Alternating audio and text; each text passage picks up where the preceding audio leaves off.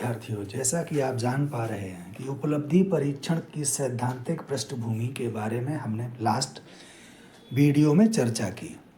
उम्मीद करते हैं कि वो सैद्धांतिक चर्चा आपको पसंद आएगी।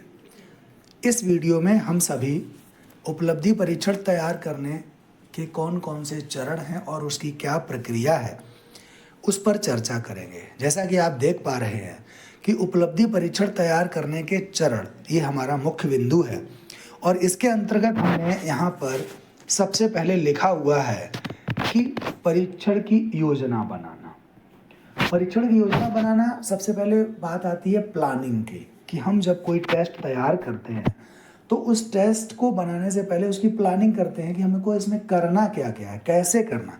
तो वही यहाँ पे हमको सबसे पहले क्या करना है, परीक्षण के उद्देश्यों का निर्धारण करना है कि हमारा परीक्षण किन-किन उद्देश्यों को ध्यान में रख करके तैयार किया जाएगा। फिर उसके बाद बात करते हैं कि विषय वस्तु का वेटेज क्या होगा, जो हमारे पास कंटेंट है, हमने कितने टॉपिक्स लेने हैं इसमें, उस पर बात करेंगे। फिर हमारे प्रश्नों का स्वरूप का वेटेज क्या होगा, जो हमारे प्रश्न हैं उसमें लॉन्ग क्वेश्चन कितने नंबर के होंगे, शॉर्ट क्वेश्चन कितने के होंगे, वेरी शॉर्ट कितने के होंगे, ऑब्जेक्टिव टाइप कितने नंबर के होंगे, इन सारी चीज़ों पे चर्चा करेंगे। उसके बाद में आते हैं ब्लूप्रिंट तैयार करना, महत्वपूर्ण चीज़ ब्लूप्रिंट तैयार करना। तो ब्लूप्रिंट में फिर वही सारी चीज़ें आ जाती हैं कि हम एक-एक चीज़ को, कि उद्देश्य क्या होंगे, विषय वस्तु क्या होगी, प्रश्न कैसे होंगे, कठिनाई का स्तर क्या होगा और अंकों का वितरण कैसे होगा। ये सारी चीज़ें ब्लूप्रिंट के अंतर्गत हम पढ़ेंगे और समझेंगे कि कैसे ब्लूप्रिंट तैयार किया जाता है। अब इसके बाद में आगे आते हैं कि परीक्षण की तैयारी। जब हमने ब्लूप्रिंट तैयार कर लिया तो उसके बाद परीक्षण की तैयारी की बात करते हैं कि प्रश्नों का लेखन कैसे होगा, प्रश्नों का संपादन कैसे किया जाएगा और प्री ट्राई आउट या परीक्षण का जो हम ड्राफ्ट तैयार करेंगे उसका मसौदा कैसे तैयार किया जाएगा और क्या होगा। और लास्ट में आता है परीक्षण का संचालन, कि हम अपने टेस्ट को किस तरीके से संचालित करेंगे, उसके लिए क्या निर्देश दिए जाएंगे, प्री परीक्षण क्या होगा, अंतिम फाइनल टेस्ट उसका टच क्या आएगा। और फिर उसके बाद में हम बात करेंगे कि परीक्षण की उत्तर कुंजी क्या होगी और परीक्षण का मूल्यांकन कैसे किया जाएगा। इन्हीं सारी चीज़ों पे आज हम चर्चा करेंगे। तो यहाँ पर आता है सबसे पहले कि परीक्षण की योजना बनाना। परीक्षण की योजना बनाने के लिए आपको लिखना है वहाँ पर कि उद्देश्य क्या निर्धारण, परीक्षण के जो उद्देश्य हैं उनका निर्धारण करना। मैंने यहाँ पर ब्लूम टैक्सोनॉमी के कॉग्निटिव डोमेन को ध्यान में रखते हुए यहाँ पर हमने ये 4 उद्देश्य लिए हैं, ज्ञानात्मक, अवबोधात्मक, अनुप्रयोगात्मक और विश्लेषणात्मक।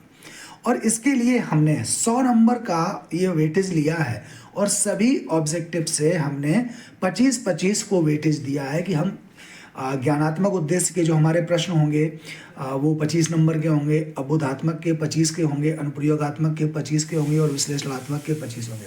आपको ध्यान ये रखना है कि ये अप्रॉक्स फिक्स नहीं होता है, ये अनुमानित है, अप्रॉक्स है, थोड़ा बहुत ऊपर नीचे इसमें हो सकता है। इसके बाद में हम बात करते हैं विषय वस्तु का भारांक। तो विषय वस्तु का भारांक की जब बात करते हैं तो जो हमने यहाँ पर 5 चैप्टर लिए हुए हैं, आप अपने हिसाब से चैप्टर्स की संख्या घटा बढ़ा सकते हैं जितना आपने पढ़ाया। अब 5 चैप्टर लिए हैं तो 100 का हमारा टोटल है, तो 100 को अगर 5 से भाग करेंगे तो 1 का कितना आएगा, 20।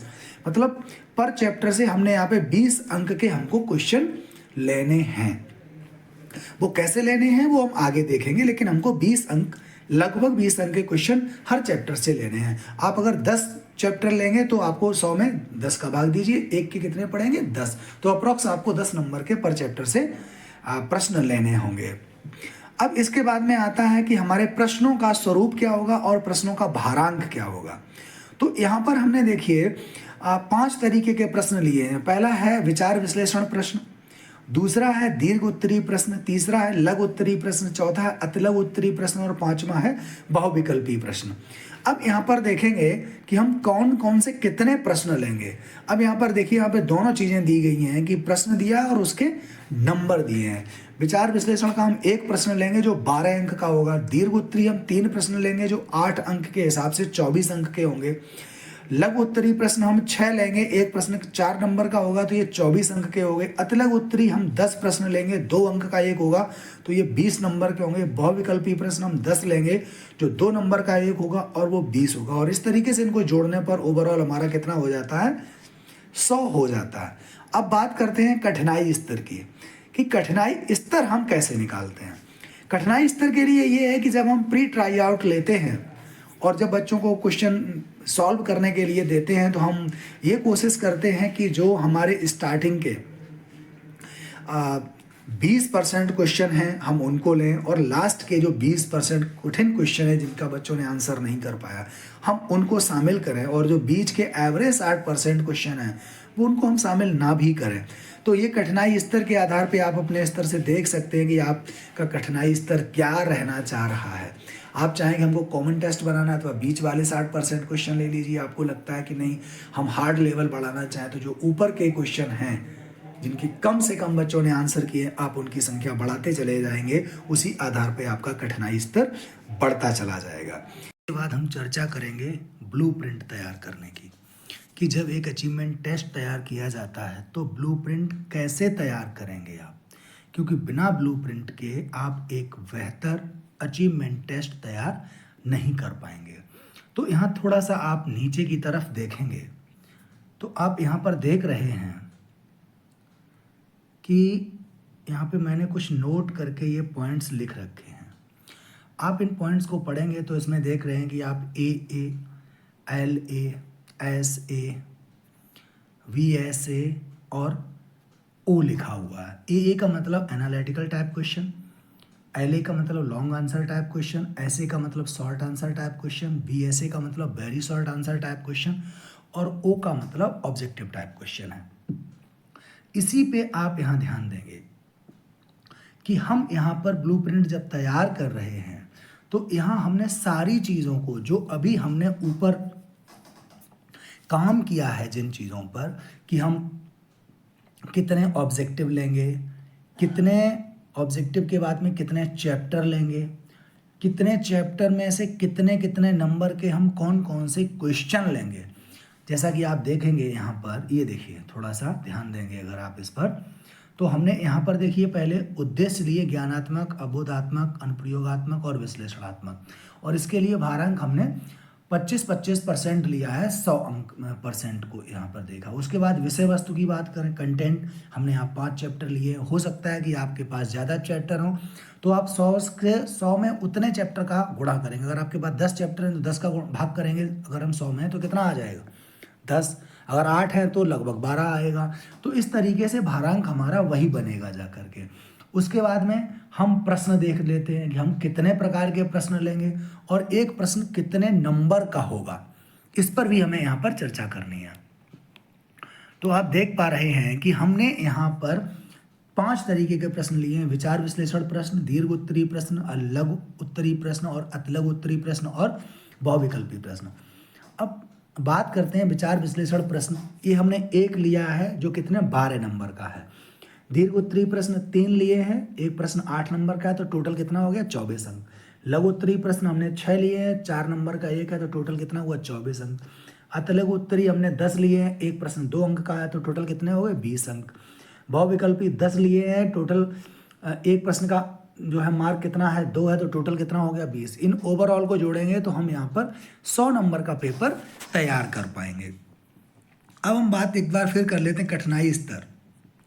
कठिनाई स्तर में यहाँ पे यही रहता है कि हम अपने क्वेश्चन को कितना ज़्यादा स्टैंडर्ड बनाना चाह रहे हैं, उसका कितना हाई लेवल करना चाह रहे हैं, तो उसी के आधार पे हम अपने प्रश्नों की कठिनाई को बढ़ा लेते हैं।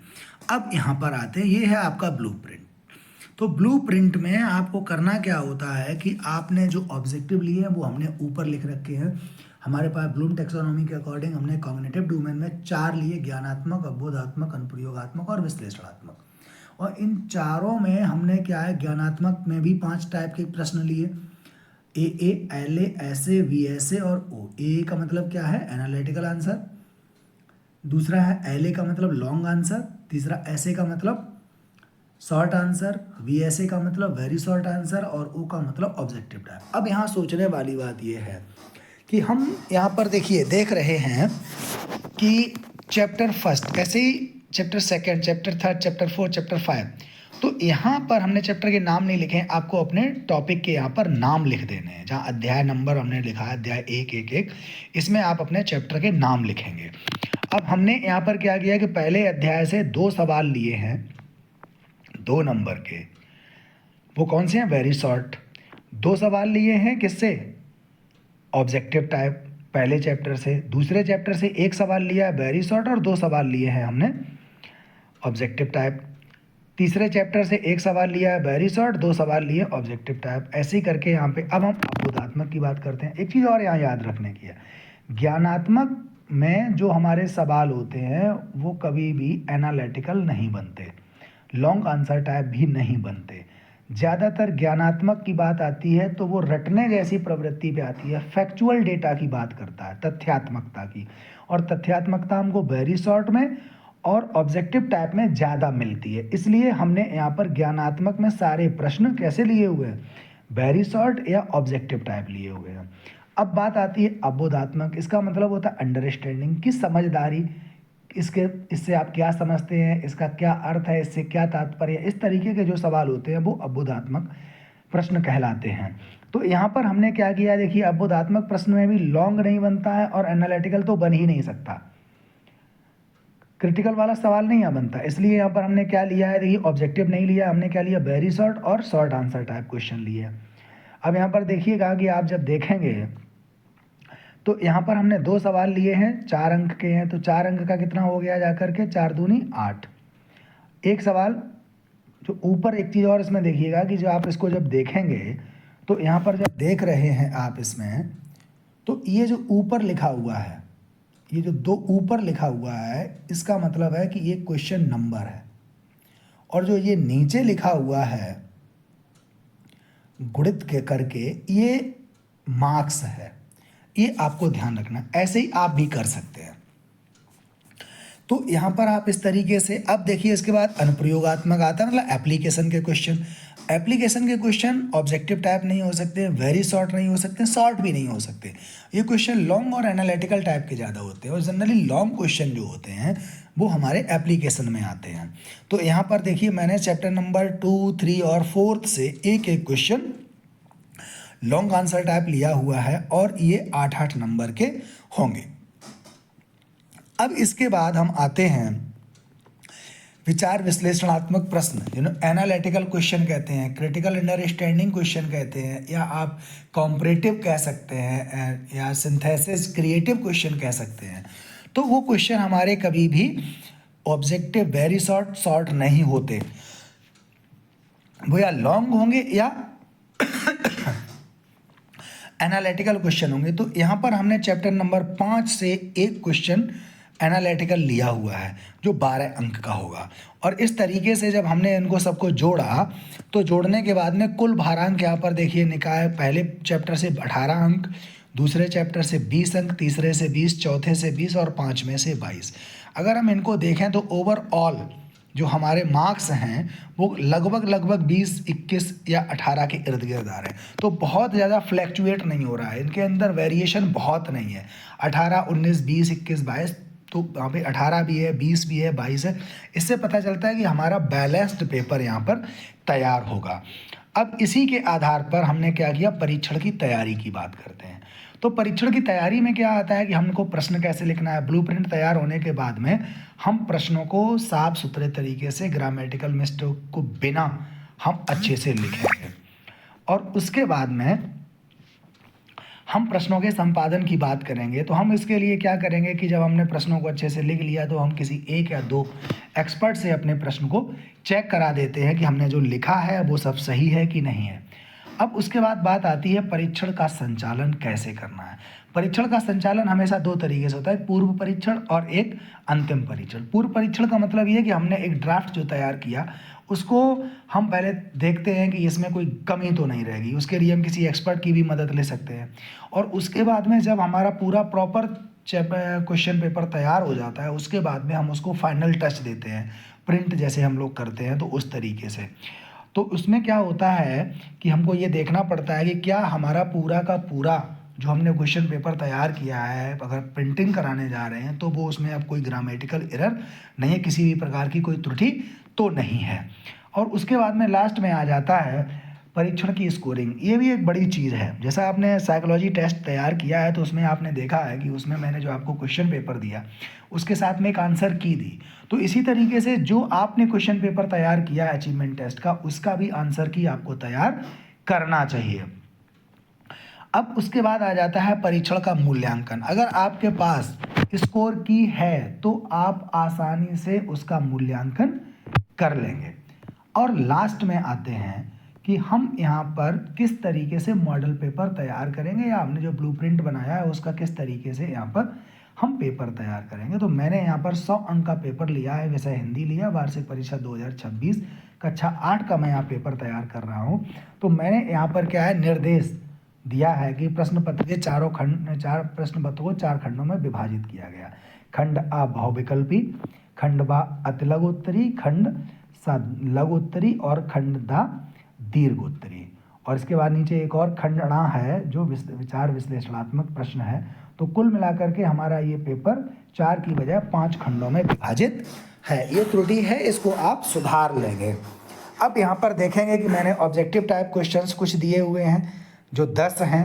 उसके बाद लघु उत्तरी प्रश्न मैंने यहाँ दिए हैं जो 2 अंक का एक सवाल है, ये भी 10 हैं, जैसा कि हमने ऊपर ब्लूप्रिंट में भी लिखा हुआ है। उसके बाद में हमने अति लघु उत्तरी प्रश्न यहाँ पर 6 दिए हैं, एक प्रश्न 4 अंक का है, यहाँ हमने 8 दे दिए हैं। इसमें से क्या है कि कोई भी बच्चे इनमें से 6 करेगा। और उसके बाद में दीर्घ उत्तरी प्रश्न भी मैंने यहाँ पर 3 दिए हुए हैं, 3 के साथ में 3 अथवा करके दिए, लेकिन ओवरऑल 3 ही दिए।